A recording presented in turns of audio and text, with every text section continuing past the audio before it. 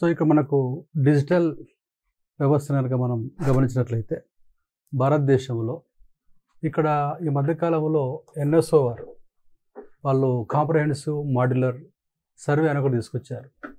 దాని ప్రకారం భారతదేశంలో ఇలా స్త్రీలు ఇది 71.8% ఇలా మొబైల్ ఫోన్ కలిగి ఉన్నట్లు పేర్కొనడం జరిగింది.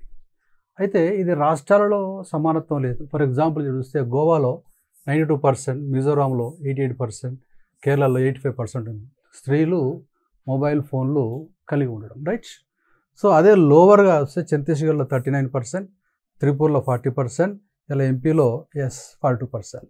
కాబట్టి రాష్ట్రాల మధ్య ఈ మొబైల్ ఫోన్ అనేది ఎస్పెషల్లీ స్త్రీలకు సంబంధించి సమానత్వాన్ని మనం కలవడం. ఎందుకంటే ఇది కూడా డెవలప్మెంట్ సూచిక. ఇది ఇలా డిజిటల్ ఇండియాను స్టార్ట్ చేసిన మనం కాబట్టి అభివృద్ధిలో ఒక భాగం కాబట్టి ఇవాళ అన్ని రాష్ట్రాల మధ్య స్త్రీలు ఈ మొబైల్ ఫోన్లు కలగడంలో సమానత్వాన్ని సాధించాలనే ఉద్దేశంతో ఇక్కడ రిపోర్ట్ తీసుకొచ్చారు.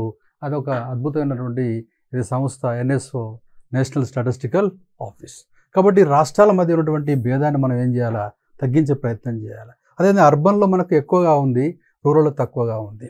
ఇక్కడ అర్బన్ స్త్రీల లోపల ఎక్కువగా ఉంది, రూరల్ స్త్రీలు తక్కువగా ఉంది. కాబట్టి ఈ విషయాన్ని కూడా మనం తెలుసుకోవాలి. కాబట్టి డిజిటల్ ఇండియాను సాధించాలంటే అందరికీ ఫలాలు సమానంగా వచ్చే ప్రయత్నం చేస్తే బాగుంటుందనే ఉద్దేశంగా వీళ్ళు ఎన్ఎస్ఓ వాళ్ళు దాని పేరండి CMST, రైట్.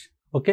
కాబట్టి కాంప్రహెన్సివ్ మాడ్యులర్ సర్వే టెలికామ్ అనే విషయం మనం ఇక్కడ అర్థం చేసుకోవాలి, రైట్. ఓకే.